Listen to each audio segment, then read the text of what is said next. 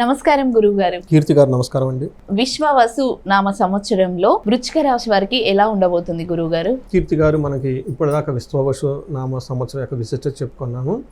వృశ్చిక రాశి వారికి ఈ సంవత్సరం శ్రీ విశ్వవసు నామ సంవత్సరంలో ఎలా ఉందో చూద్దాం. ఇందులో ఉన్న నక్షత్రాలు కనుక మనం చూసుకుంటే విశాఖ 4వ పాదం, అనురాధ 1, 2, 3, 4 పాదాలు, జ్యేష్ఠ 1, 2, 3, 4 పాదాలు అంతా మనకి వృశ్చిక రాశిలో ఉంటారు.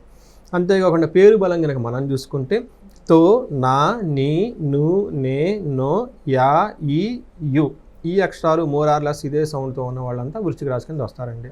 మనకి కంద ఆదాయ వ్యయ ఫలాలు చూసుకుంటే ఇందులో ఆదాయం వీళ్ళకి 2, వ్యయం 14 ఉంటుంది. ఖర్చు బాగా ఎక్కువ కట్టుకొచ్చేస్తుంటారు అనమాట.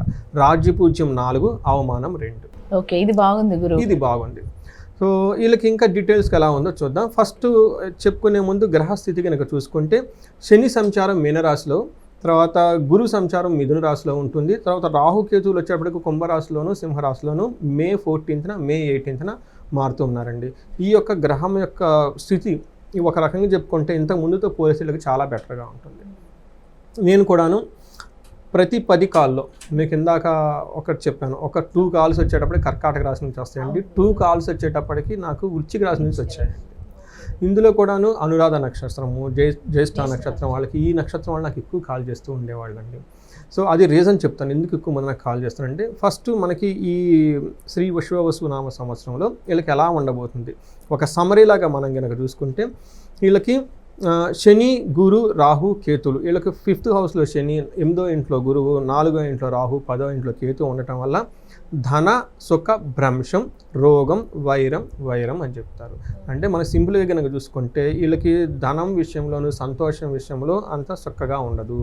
తర్వాత వీళ్ళకి హెల్త్ కాంప్లికేషన్స్ వచ్చే అవకాశం ఎక్కువగా ఉంటుంది, గొడవలు అయ్యే అవకాశం కూడా ఎక్కువగా ఉంటుంది. ఇది ఓవరాల్గా సమ్మరీ కనుక మనం చూసుకుంటే. అయితే శని వీళ్ళకి 5th హౌస్లో ఉండటం వల్ల ఓవరాల్గా కనుక చూసుకుంటే మిక్స్డ్ రిజల్ట్ ఇస్తారండి. అయితే మిక్స్డ్ ఫలితాలు అని చెప్పుకోవాలి. అయితే వీళ్ళకి ఈ వృశ్చిక రాశి వాళ్ళకి లాస్ట్ 2.5 years వీళ్ళకి అర్ధ అష్టమ శని నడిచిందండి. మీకు ఇందాక చెప్పిన కదా, నాకు 2 phone calls ఇందాక కర్కాటక రాశి నుంచి వస్తే ఈ రాశి నుంచి కూడా ఒక 2 వచ్చింది. ఇందులో వీళ్ళకి ఎందుకు ఎక్కువ ప్రాబ్లమ్స్ నాకు చెప్పేది ఏంటంటే, భార్యాభర్తల మధ్య గడబాటు, ఈ బంధువులతో గొడవ, బంధువులు వీళ్ళని చీట్ చేయటం, లేదంటే భార్యాభర్తల మధ్య విపరీతమైన గొడవ. మీరు నమ్ముతారో లేదో, 70 years ఓల్డ్ పర్సన్ కూడాను వాళ్ళ మిస్సెస్ ఈ ఏజ్లో ఆయన మీద డైవర్స్ కేసెస్. అక్కడ నుంచి స్టార్ట్ చేసుకొని వ్యాపారంలో విపరీతమైన లాస్. ఒక అతను ఆల్మోస్ట్ 9 కోట్లు నష్టపోయాడండి. కొంతమంది అయితే భార్యాభర్తలు విపరీతంగా విడిపోయారు. వాళ్ళు యుఎస్ నుంచి హస్బెండ్ ఏమో దుబాయ్ వెళ్ళిపోయాడు, ఏమి ఎక్కడుంది నోయింగ్లీ సపరేటెడ్ అండి. ఇలా చాలా విషయాలు జరిగినాయి అనమాట. అంటే బేసికల్గా కుటుంబము, సుఖస్థానము, ఇవన్నిటికి సంబంధించిన చాలా ప్రాబ్లమ్స్ నాకు ఎక్కువ వచ్చేసినాయండి. అయితే ఆ ప్రాబ్లమ్స్లో నుంచి బయటపడతారండి. అంత కఠినమైన బాధలు ఉంటాయి. ఓవరాల్గా చూసుకుంటే అంత బాగా ఉండదు. చాలా బాగా బ్రీతింగ్ స్పేస్ వచ్చేస్తుంది. అంటే ఇబ్బంది పడిపోయే ప్రాబ్లమ్స్ నుంచి కంట్రోల్ అయ్యే ప్రాబ్లమ్స్లోకి వచ్చేస్తారు. కొన్ని ప్రాబ్లమ్స్ మనం కంట్రోల్ చేయాలి, మిస్ గాన్. ఈ సంవత్సరం కొంచెం ఊరటగా ఉంటుంది. ఈ సంవత్సరం ఊరటగా ఉంటుంది. ప్రాబ్లమ్స్ వచ్చినా మనం వాటిని కంట్రోల్ చేసుకోగలుగుతాం. మనం వీ కెన్ మేనేజ్ అండి. ఈ టైపు మనకి వచ్చే ఒక అష్టమ శని నుంచి రిలీఫ్ వచ్చేస్తుంది అనేది ఒక హ్యాపీనెస్. ఓకే గురుగారు. అంత ఆ ప్రాబ్లమ్స్ ఇవి వచ్చే చిన్న చిన్న ప్రాబ్లమ్స్, ఇవి నెగ్లిజిబుల్ ప్రాబ్లమ్స్ మనం చెప్పుకోవాలి. మనకు చెప్తారే మహర్షులు ఏం చెప్తారంటే అండి, సంస్కృతంలో 5th హౌస్లో కనుక శని ఉంటే ఒకటి అర్ధాశంశ నుంచి రిలీఫ్, అదొక హ్యాపీనెస్తో పాటు ఈయన ఏం చేస్తారంటే కార్యహాని, తర్వాత మనస్తాప, జ్ఞాతివాజ్యం కలాహం, హీన స్త్రీ సంభోగం, సంతాప, పశ్చమస్తే భవేత్ శను. 5వ ఇంట్లో కనుక శని ఉండటం వల్ల ఏమవుతుందంటే వీళ్ళకి ఏదైనా కనుక పని చేస్తూ ఉంటే ఆ పనిలో ఆటంకాలు వచ్చి చెడిపోయే అవకాశాలు ఎక్కువగా ఉంటాయని చెప్తారు. మనస్తాపానికి గురయ్యే అవకాశం ఎక్కువగా ఉంటుంది. అన్నాదమ్ములతో గొడవ పడే అవకాశం ఎక్కువగా ఉంటుంది. ఇప్పటిదాకా బయట వాళ్ళు పెద్ద పెద్ద ప్రాబ్లమ్స్, చిన్న చిన్న ప్రాబ్లమ్స్ వచ్చేస్తూ ఉంటాయి. అంతేకాకుండా వీళ్ళు గమనించుకోవాల్సిన ఒక ముఖ్యమైన విషయం ఏంటంటేనండి, అదే అంటారు చూడండి, కొత్తగా రెక్కలు వచ్చిన పక్షి ఎలా పడితే అలా ఎగిరిపోతుంది. కాబట్టి వీళ్ళు అర్ధాశంశ నుంచి బయటకు రావడంతో వచ్చి too much ambitions, too much happiness వచ్చేసి వీళ్ళకంటే తక్కువ క్యాడర్ ఉన్న వాళ్ళతో సవాసం చేసి వాళ్ళతో కలిసి చేయకుండా పనులు చేసి తర్వాత బాధపడతారు. ఇది జెంట్స్ అయితే లేడీస్ ద్వారా ఎక్కువగా ఉంటుంది, లేడీస్ అయితే జెంట్స్ ద్వారా. వీళ్ళు కొంచెం జాగ్రత్తగా ఉండడం ఎంతైనా అవసరం. ఎందుకంటే సత్సంగ్ అంటారు, దుత్సంగ్ అంటారు అనమాట. మనం ఇంటరాక్ట్ అయ్యే వాళ్ళ పర్సన్ యొక్క మైండ్ మన మీద ఇంపాక్ట్ చాలా ఉంటుందండి. మనం చెడ్డవాడితో కలిసినప్పుడు బాగానే ఉంటుంది, కానీ ఏదో ఒక టైంలో మళ్ళీ మనం బాధపడాల్సిన సిచ్యువేషన్ వచ్చేస్తుంది. మనకి మంచి వాళ్ళతో కలవాలంటే కష్టం, వాళ్ళు బిజీగా ఉంటారు, కానీ కష్టమైన వాళ్ళతో కలిస్తే చివరికి మనకి మంచిగా జరుగుతుందండి. అందుకని వీళ్ళకి ఇది ఒక కాషన్ అండి, ఇది ఒక ప్రికాషన్ అని చెప్పుకోవాలి. ఇది మనకి ఇప్పటిదాకా ప్రాబ్లమ్స్ బయట నుంచి వచ్చినాయి, ఈ సంవత్సరం ఏళ్ళ నుంచి వీళ్ళకి ప్రాబ్లమ్స్ వచ్చే అవకాశం ఎక్కువగా ఉంది. కాబట్టి మన నడవడికి చాలా జాగ్రత్తగా ఉండాలి, చాలా చక్కగా ఉండాలి. అయితే సెకండ్ హౌస్లో దృష్టి ఉండటం కూడా destruction of finance and family conflict, కొంచెం ధన నష్టం జరిగే అవకాశం కూడా ఎక్కువగా ఉంది. దీని గురించి ఇప్పుడు దాకా చెప్పుకున్న విషయం గురించి. అంతేకాకుండా వైఫ్ విషయంలో కొంచెం గొడవలు అయ్యి వైఫ్కి రిలేటెడ్ హెల్త్ కాంప్లికేషన్కి వచ్చే అవకాశం ఎక్కువగా ఉంది. ఒక రకంగా చెప్పాలంటే వృశ్చిక రాశి వాళ్ళు స్వయం తాపరాధం ద్వారా ప్రాబ్లం తెచ్చుకునే అవకాశం ఎక్కువగా ఉంది ఈ సంవత్సరం. వీళ్ళు కనుక జాగ్రత్తగా ఉంటే వీళ్ళు ఎవరేం చేయలేరు. అయితే మనకి గురువు వచ్చేటప్పటికి 8th హౌస్లో ఉండటం వల్ల ఇది కూడా ఒక రకంగా మిక్స్డ్ రిజల్ట్ అని మనం చెప్పుకోవాలండి. ఫస్ట్ వీళ్ళకి 8th హౌస్లో గురువు ఉండటం వల్ల ఏమవుతుందంటే అండి, చోర అగ్ని నుపభ్రీతిచ్చ గాత్ర గాంభీర్య నాశనం నిష్ఠూరం సాహసం క్రోధం అష్టమస్తే భవేద్ గురువు అని చెప్తారంట. గురువు కనుక 8th హౌస్లో ఉండటం వల్ల వీళ్ళకి ఏమవుతుందంటేనండి, నిష్ఠూరంగా మాట్లాడుతుంటారు. ఇదేముంది అని క్యాజువల్గా మాట్లాడే అవకాశం ఎక్కువగా ఉంటుంది. సాహసోపేతంగా అంటే క్రోధంగా విపరీతంగా కోపం వచ్చేస్తుంది వీళ్ళకి. ఇది కొంచెం కంట్రోల్లో పెట్టుకోవాలి. అంతేకాకుండా గాత్ర గాంభీర్య నాశనం, వాళ్ళకి అప్పటిదాకా బాగా డిగ్నిటీగా ఒక కింగ్ లాగా నడిచిన వాళ్ళు ఒక సింపుల్గా నడుచుకుంటూ వెళ్ళిపోయే అవకాశం ఎక్కువగా ఉంటుంది. భయంగా ఉండే అవకాశం ఎక్కువగా ఉంటుంది. వీళ్ళకి దొంగల వల్ల, అగ్ని వల్ల ప్రమాదం ఉందండి. చాలా కేర్ఫుల్గా ఉండాలి వీళ్ళు. బట్ ఓవరాల్గా కనుక చూసుకుంటే 4వ ఇంట్లో దృష్టి ఉండటం వల్ల ఇంట్లో చాలా కంఫర్టబుల్గా ఉంటుంది. ఎడ్యుకేషన్ చేసే వాళ్ళకి చాలా గ్రోత్ ఉంటుంది, ఎడ్యుకేషన్ విషయంలో చాలా బాగుంటుంది. 12th హౌస్లో దృష్టి ఉండటం వల్ల వీళ్ళకి ఖర్చులు అవుతాయి, బట్ అవి శుభకార్యాల గురించి ఖర్చులు అవుతాయి. శుభమూల కృత్ వ్యయం అని చెప్తారన్నమాట. అంటే శుభమూలం ద్వారా వాళ్ళకి ఎక్కువ ఖర్చుల అవకాశం ఎక్కువగా ఉంది. అంటే మనకి ఏం చెప్తామంటే వీళ్ళకి గురువు వచ్చేటప్పటికి ఒక 60% ప్రతికూలంగా ఉన్నారు, ఒక 40% మాత్రం అనుకూలంగా ఉన్నారు. కాబట్టి చాలా కేర్ఫుల్గా ఉండాల్సిన అవసరం చాలా ఉందండి. అయితే వీళ్ళకి రాహు 4th హౌస్లో ఉండటం వల్ల ఏమవుతుందంటే, రాహు 4వ ఇంట్లో ఉండటం వల్ల ఇంటికి సంబంధించిన విషయాలు బాగున్నా వీళ్ళు బాగలేనట్టు ఫీల్ అయిపోతుంటారు.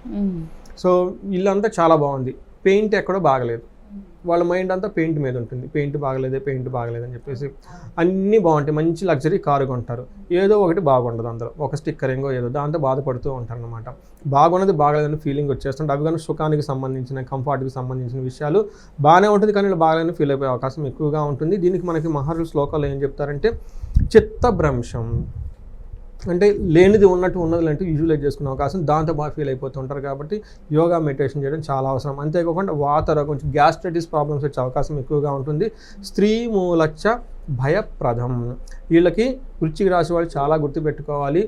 జెంట్స్ అయితే కనుక లేడీస్ ద్వారా, లేడీస్ అయితే జెంట్స్ ద్వారా ఏదో ఒక విషయంలో భయం కొలిపే సిచ్యువేషన్స్ వచ్చే అవకాశం ఎక్కువగా ఉంటుంది. కాబట్టి కేర్ఫుల్గా ఉండదు. ఆఫీస్లో కానివ్వండి, ఇంట్లో కానివ్వండి, తెలిసిన వాళ్ళు కానివ్వండి, కొంచెం ఇంటర్పర్సనల్ స్కిల్స్ మెయింటైన్ చేసేటప్పుడు అనవసరమైన అపవాదులు వస్తుంటాయి. చాలామంది కార్పొరేట్ కంపెనీలు కూడా చూస్తూ ఉంటారు అనమాట. ఇచ్చారు రకరకాల కంపెనీలు వెళ్ళిపోతాం, అప్పటిదాకా బాగుంటారు, ఉన్నట్టు తర్వాత కంప్లైంట్ వెళ్ళిపోతుంది.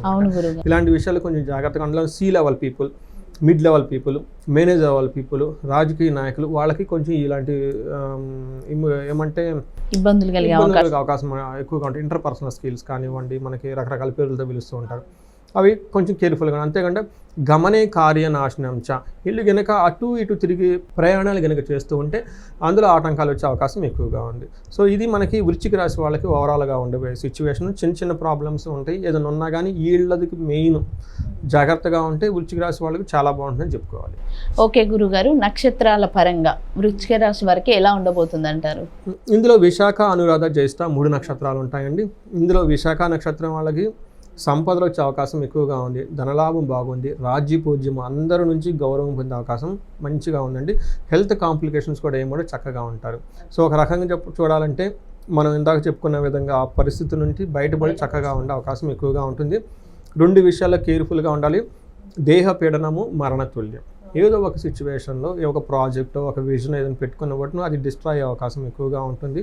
డీలా పడిపోకూడదు.